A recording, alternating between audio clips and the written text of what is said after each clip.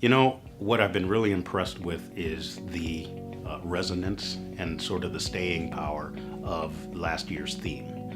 And the community really resonated with the concept of talent pool. And we had a real serious conversation about people and about acceptance and about just embracing the community that we have. And when I was asked to come back to the committee again this year, it has been really great to see that conversations that we start in CIO Tomorrow don't end with the end of the conference, but rather they are the beginning of a conversation and hopefully resources for all of us to continue that conversation.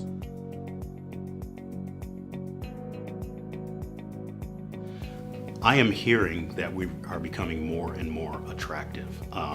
Everything is not sunshine and beaches. People want seasons. They want places where they can raise kids, where there are running trails, where there are outdoor activities, and where there is a diverse community.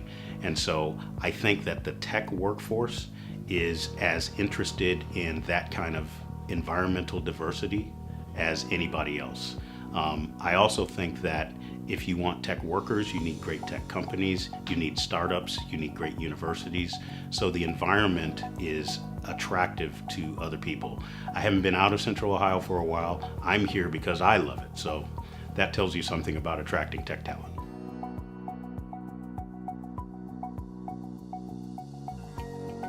So it's interesting, since beginning to study this and really to look deeply into it, I've learned that we have a functioning pipeline, and that pipeline has holes in it. So we are getting people into it, we're getting jobs into it, we're getting skills into it, and they're dropping out. And that's a concern, and I feel like one of the good ways of building up pressure in that pipe is to plug the holes.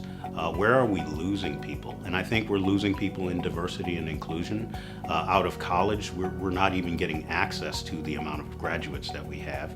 We have high schoolers who are not thinking about going into tech. They're not getting access to mentors and to seeing people in tech that look like them.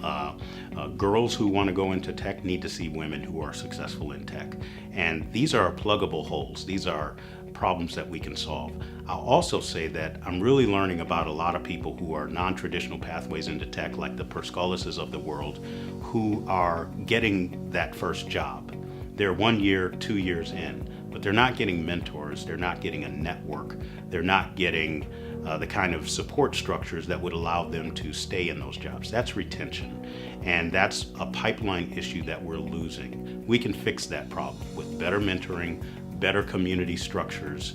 That is a big thing that I'm noticing at every level of the pipeline, and I'll include in that women who are not getting promoted into middle management or into senior management.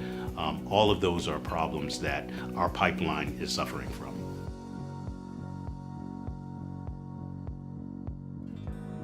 I'm doing a lot of community organizing in terms of the tech community. I'm as supportive as I can be of women in technology.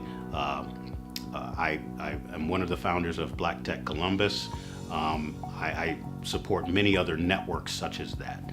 We are actively working in hackathons with high schoolers, working at the university level, and working at those new entrants into our industry to make sure that the support is there. As a CIO, I have a particular responsibility to show my face places because typically we are at senior levels, we're doing something, we're always very busy. We need to get busy in high school classrooms. We need to get busy on college campuses. It's not just about recruiting, it's about continuing to build a community that people want to join and feel comfortable in.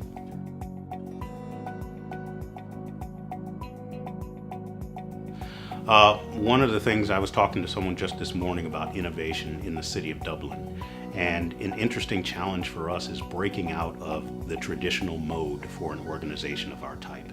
We are very risk averse in local government, and we tend to only do those things that have a clear payback and a definite success rate.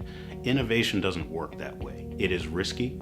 It's a matter of trying new things where you don't know what the outcome is. And we are embracing that in the city of Dublin and trying some new things. You'll see us in the Innovation Expo. We have a blockchain project that we're showcasing, and that is an example of taking a chance, trying something new, and you're beginning to see that at the local government level as much as you should see it in a startup.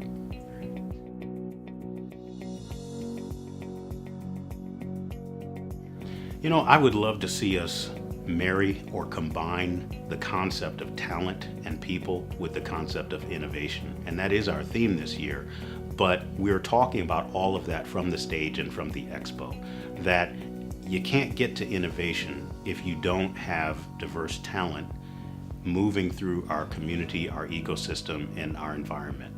And you can't have that diverse talent pool if you're not innovating. So there's a marriage of these concepts, and I really think our speaking from the stage nails that this year at CIO Tomorrow.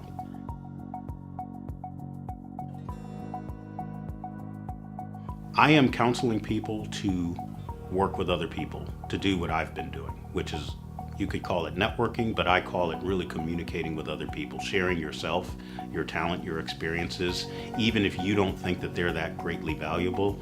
Our willingness to get together and speak and interact with each other is what's going to make our entire community more successful, but then also all of us as individuals, our careers are enhanced that way.